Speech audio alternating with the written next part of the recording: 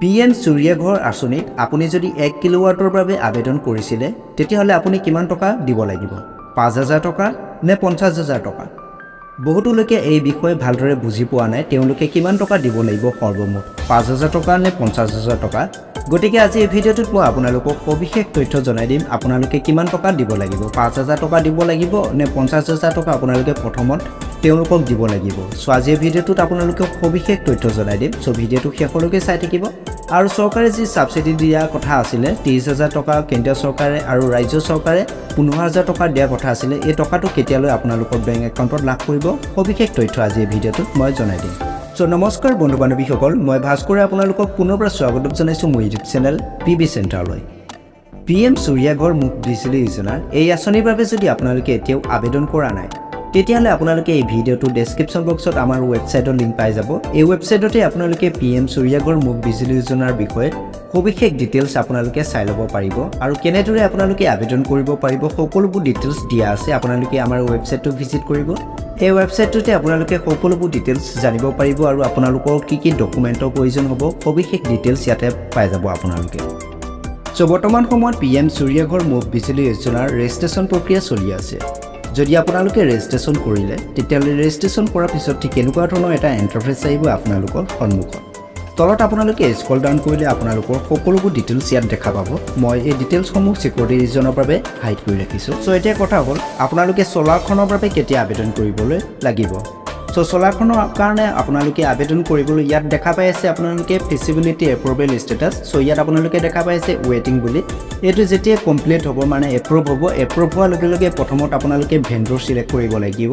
ইয়াত আপোনালোকে দেখা পাই আছে ভেন্ডৰ এৰিয়া সো ইয়াত আপোনালোকে ক্লিক কৰিব ইয়াত ক্লিক কৰাৰ লগে লগে আপোনালোকৰ সন্মুখত প্ৰায় 24টা মান ভেন্ডৰ লিষ্ট আহিব এই ভেন্ডৰ লিষ্টখনৰ পৰা আপোনালোকে যেটো কোম্পানী আপোনালোকে সোলাৰ আপোনাৰ ঘৰত লগাব বিচাৰে এই সোলাৰসমূহ ইয়াৰ পৰা আপোনালোকে সিলেক্ট কৰিব লাগিব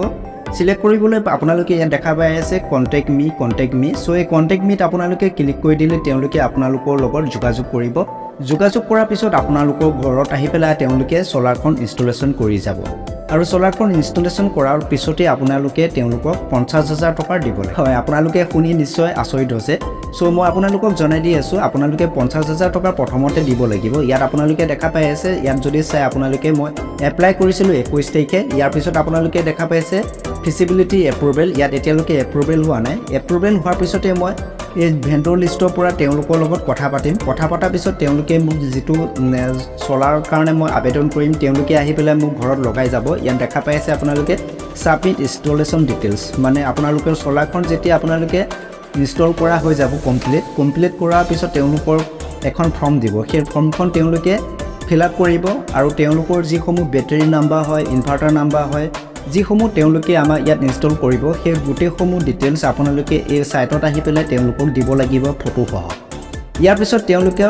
আৰু এটা ইনস্পেক্টৰ ষ্টেটাছ হ'ব এটো মানে তেওঁলোকে এবাৰ চেক কৰিবলৈ আহিব আপোনালোকৰ ঘৰত এই ডিটেইলছ যিসমূহ ডিটেইলছ আপোনালোকে ফিল কৰিছে এই সকলোবোৰ সঠিক হয় নে নহয় ইয়াৰ পিছত তেওঁলোকৰ যেটো কমিশন হয় কোম্পানী কমিশনটো তেওঁলোকে চৰকাৰে দি দিব তাৰ পিছত আপোনালোকে সাবসিডিৰ বাবে ৰিকুৱেষ্ট কৰিব লাগিব ইয়াত আপোনালোকে দেখা পাইছে সাবসিডি ৰিকুৱেষ্ট সো আপোনালোকে যি কেন্দ্ৰ চৰকাৰৰ ফালৰ পৰা 30000 টকা আৰু আমাৰ ৰাজ্য চৰকাৰৰ ফালৰ পৰা যি 15000 টকা দিয়া কথা আছিল এই যি 30000 আৰু 15000 টকা সৰ্বমুঠ মিলি পেলাই আপোনালোকৰ হৈ গ'ল 45000 টকা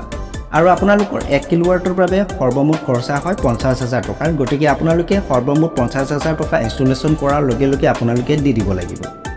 ইয়াৰ পিছত বাকি যি সাবসিডি আপোনালোকে ৰিকুৱেষ্ট কৰিব সাবসিডিটো ৰিকুৱেষ্ট কৰাৰ পিছত ইয়াত আপোনালোকে দেখা পাইছে সাবসিডি ডিসবুৰ্স ইয়াত আপোনালোকৰ যেটো বেংক একাউণ্ট দিছিলে সেই বেংক একাউণ্টত আপোনালোকৰ সাবসিডিটো তেওঁলোকে ঘূৰাই দিব কেন্দ্ৰ চৰকাৰৰ ফালৰ পৰা 30000 টকা আৰু ৰাজ্য চৰকাৰৰ ফালৰ পৰা 15000 টকা আপোনালোকৰ বেংক একাউণ্টত সোমাই যাব সৰ্বমুঠ 45000 টকা আপোনালোকৰ বেংক একাউণ্টত সোমাই যাব আৰু আপোনালোকে সৰ্বমুঠ খৰচা কৰিব লাগিব 5000 টকা এই যি 5000 টকা হয় এই 5000 টকাটোৰ লগত আপোনালোকে 45000 টকা সৰ্বমুঠ মিলাই পেলাই আপোনালোকৰ 50000 টকা আপোনালোকে যেতিয়া আপোনালোকৰ ঘৰত সোলাৰ ইনষ্টল কৰা হৈ যাব তেতিয়া আপোনালোকে দিব লাগিব আৰু বাকি যি 45000 টকা হয় এই 45000 টকা আপোনালোকৰ বেংক একাউণ্টত যেতিয়া ইনষ্টলেশ্যন কমপ্লিট হ'ব কমপ্লিট হোৱাৰ পিছতে আপোনালোকৰ বেংক একাউণ্টত তেওঁলোকে প্ৰদান কৰিব আৰু এই আঁচনিটোৰ বাবে এটা ভাল সুবিধা আহিছে যদি আপোনালোকৰ লগত 50,000 টকাৰ সৰ্বমুঠ নাই তেতিয়াহ'লে আপোনালোকে বেংকৰ ফালৰ পৰা লোন ল'ব পাৰিব চ' বেংকৰ ফালৰ পৰা লোন ল'বলৈ আপোনালোকে ইয়াত দেখা পাই আছে বেংক লোন বুলি যদি আপোনালোকৰ মোবাইলত বা আপোনালোকৰ ডেস্কটপত যদি এই ডিটেইলছসমূহ নাহে আপোনালোকে পেজটো যিমান পাৰে সৰু কৰি দিব পেজটো সৰু কৰি দিলে আপোনালোকে এই গোটেই ডিটেইলছসমূহ দেখা পাব কিন্তু প্ৰথমত আপোনালোকৰ পেজটো ঠিক এনেকুৱা ধৰণৰ হৈ থাকিব মানে জুম ইন হৈ থাকিব আপোনালোকে জুম আউট কৰিব পেজটো জুম আউট কৰিলে আপোনালোকে ইয়াত দেখা পাব বেংক লোন বুলি চ' এই বেংক লোনত আপোনালোকে ক্লিক কৰিব বেংক লোনত ক্লিক কৰাৰ লগে লগে আপোনালোকে বেংকৰ ফালৰ পৰা লোন ল'বলৈ পাৰিব ইয়েছত ক্লিক কৰাৰ লগে লগে আপোনালোকৰ সন্মুখত ঠিক এনেকুৱা ধৰণৰ এটা ষ্টেটাছ শ্ব' হ'ব ইয়াৰ পৰা আপোনালোকৰ যিটো বেংক হয় সেই বেংকটো আপোনালোকে চিলেক্ট কৰিব বেংকটো চিলেক্ট কৰাৰ পিছত ইয়াত তেওঁলোকৰ যিসমূহ ইণ্টাৰেষ্ট ৰেট হয় এই ইণ্টাৰেষ্ট ৰেটসমূহৰ ডিটেইলছ দিয়া আছে আপোনালোকে এইবোৰ ডিটেইলছসমূহ চাই লৈ পেলাই আপোনালোকে এপ্লাই কৰিব ল'বলৈ পাৰিব চ' আজিৰ ভিডিঅ'টো ইমানে আছিলে যদি ভিডিঅ'টো ভাল লাগে লাইক শ্বেয়াৰ কৰিবলৈ নাপাহৰিব আজিলৈ ইমানে ধন্যবাদ